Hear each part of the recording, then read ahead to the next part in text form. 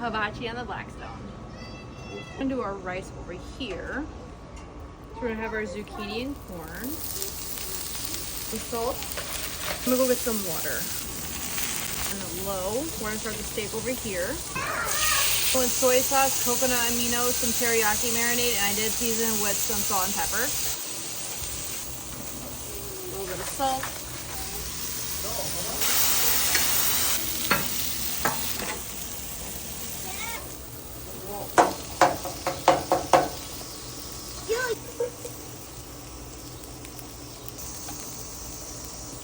Thank you.